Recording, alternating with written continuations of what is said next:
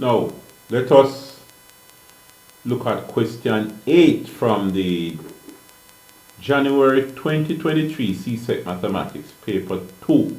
Alright? Here it says the function f and g. No, f, g, and h are defined as follows. You must find g of negative 2 in its simplest form. Alright, so let me just copy that part of the question and put it over here. So remember now to subscribe to this channel. It is, well, the handle is at mathematics class videos. That's the handle of it in YouTube. Now share if you find any value in what I'm doing here. They ask you to not only subscribe, share the videos with others. Alright? So, here now. You are supposed to find g of negative 2 in its simplest form. So let us look at what happens here. G of x equals x squared minus 5. But you're supposed to find g of x minus 2. So, let's see how you deal with that. Instead of x has changed now. It has changed to x minus 2. So this x here is not x squared anymore.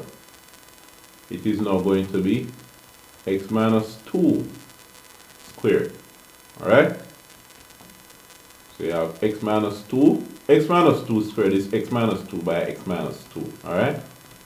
And then you have minus 5 at the end. So it's going to be x squared. So it's x squared minus 2x minus 2x minus 2x, which is minus 2x. Minus 2, negative 2 by negative 2 give you a positive 4. This is plus 4 and then minus 5. Alright? So what you have now is x squared.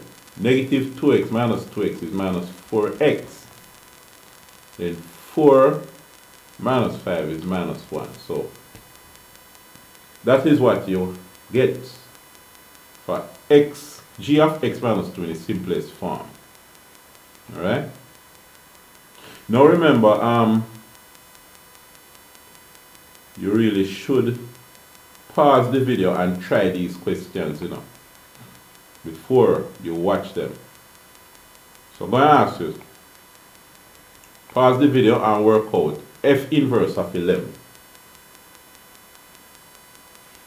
Alright, what did you get? Let us see how this goes. F inverse of 11. So you're supposed to find f inverse of 11. Alright, now you see, f of x says you have 4x minus 1, and you're supposed to find f inverse of 11. Right? The thing is, when you find the inverse of you find the inverse of a function, right? You get an answer. If you put the answer into the inverse and work it out, you get back the number. So you find the inverse of a function, you put a number in the function, you get an answer. You put that answer back in the original function, you get the inverse. Right? Now, here, we don't know what the inverse is yet. But if you put a number right here, right, it means you're going to get 11. So that if you put 11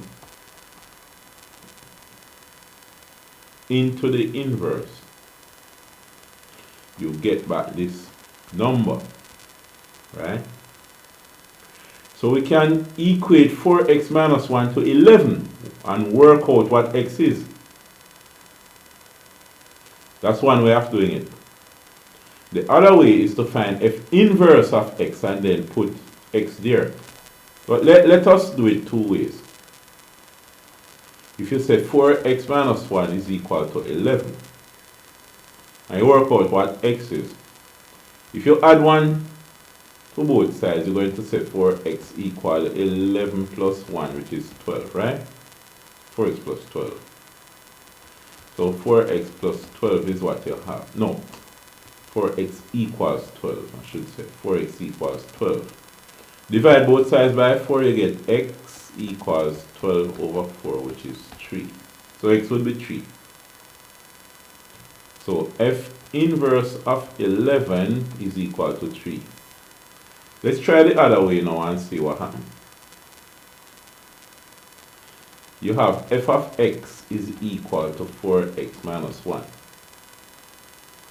Now, you find f inverse of x first.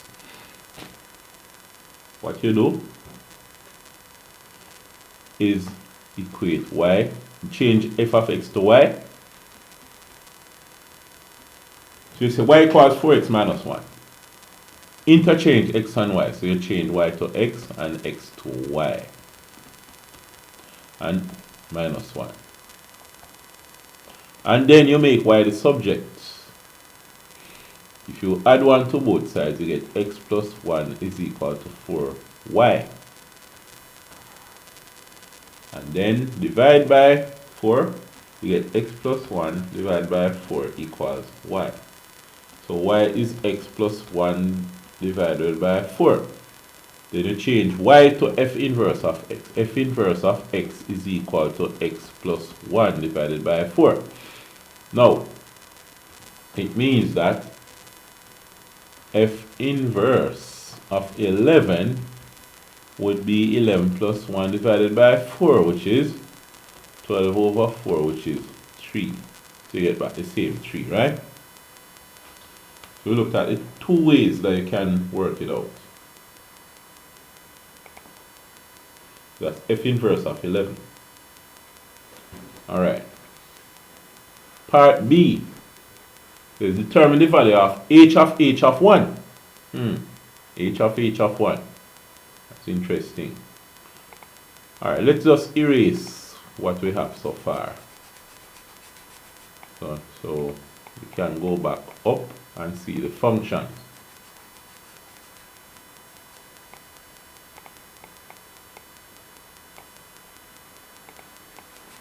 Alright. You're supposed to find h of 1. So, let's see how that goes. H of 1.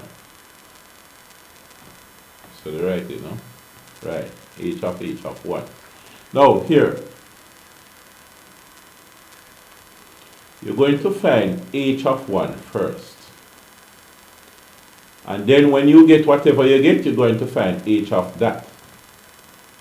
So h of 1. Remember, h of x is 3 to the x. So h of 1 is 3 to the 1, which is 3. See that? When you raise a number to 1, you get back a number from your indices. You must remember your rules of indices. Alright? Now, h of 1. Since h of 1 is 3, h of 1 is really h of 3. Which is. Now, h of x is 3 to the x. So, h of 1 is 3 to the 3. So, it's 3 to the 3, which is 3 to the power of 3 is what? 3 3 is 9, 9 3 is 27. So, it's 27. So, h of 3 is equal to 27. So therefore, we can say that h of 1 is equal to 27. Alright. Part C has to do with some graph and so on. We leave that to the next video.